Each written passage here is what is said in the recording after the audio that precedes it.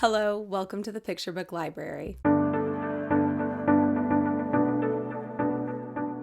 My name is Katie. I'm a mom of 6 kids and a self-professed children's book addict. I made this channel to talk about the picture books that I know and love.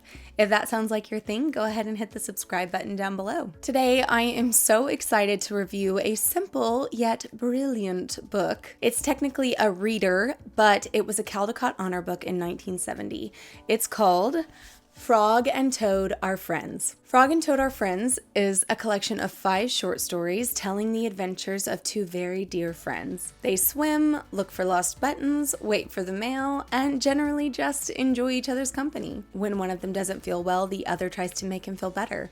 When one of them is sad because he doesn't get any mail, the other one goes and writes him a letter so that he'll get something. The style of writing is incredibly simple, but the emotions are very deep. Despite the distinct differences in personality, Frog is an optimist extrovert and Toad is a pessimist introvert. The relationship between Frog and Toad is one of true and sincere friendship, which is a beautiful thing. Frog and Toad Are Friends was written by Arnold Lobel and was published in 1970. The same year that it won the Caldecott Honor. Arnold Lobel wrote many children's books, and he loved his work, saying, "I cannot think of any work that could be more agreeable and fun than making books for children." He described his job as a daydreamer. Like several other famous illustrators that I've shared about in this channel, he began drawing during a childhood illness. When he first began his career, he was a little timid, but then he decided he wanted to take inspiration from his own emotions and experiences. He later said he was writing adult stories slightly disguised as children's stories. In 1955, he got married to Anita Kemplar, who became Anita Lobel, and they actually collaborated on quite a few children's books, and I have some of them right here.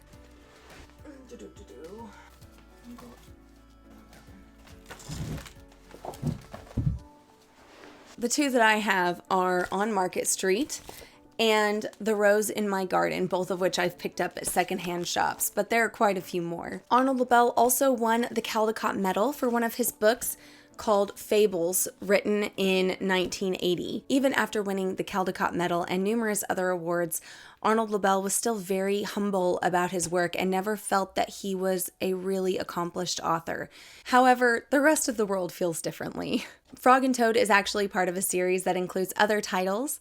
They are Frog and Toad Together, Frog and Toad All Year, and Days with Frog and Toad. However, excitingly, in 2008, 3 undiscovered manuscripts were found during an estate sale, and his daughter combined them into 2 books, which she colored and published in 2009. They are done in a different style than the original ones, but despite that, I'm still really excited to get my hands on them at some point.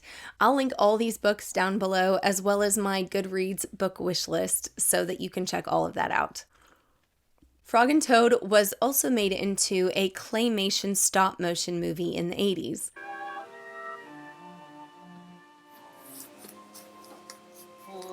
What's the matter, Toad? You're looking sad. Yes, this is my sad time of day. It went straight to home video on VHS, if you know what that is, but it's also on YouTube, and I'll link that down below as well. When I first watched it, I could have sworn I recognized the voice actor that played Frog, and when I looked it up, sure enough, I was right. He is voiced by Will Ryan, who you may know as Eugene Meltzner from Adventures in Odyssey. Toad is voiced by Hal Smith, who was actually the voice of Owl on the original Winnie the Pooh movie, and it is narrated by Arnold Lobel himself. It was a beautiful, bright morning as Frog ran up the path to Toad's house. Toad! Toad, wake up! Toad, wake up, it's spring! Whoa, I am not here. It's a great little treasure right there.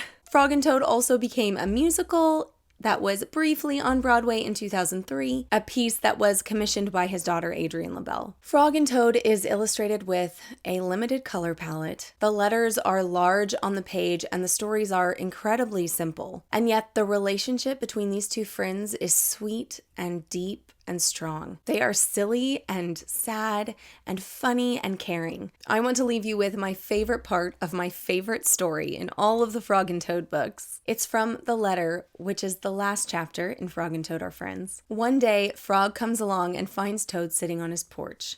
He's sad, and when Frog asks why, he says it's because he never gets any mail. Frog decides to do something about that. So he runs home and writes Toad a letter, and he gives it to the mailman to deliver. Right away, says the mailman. Then Frog runs back to Toad's house to wait for the mail with him.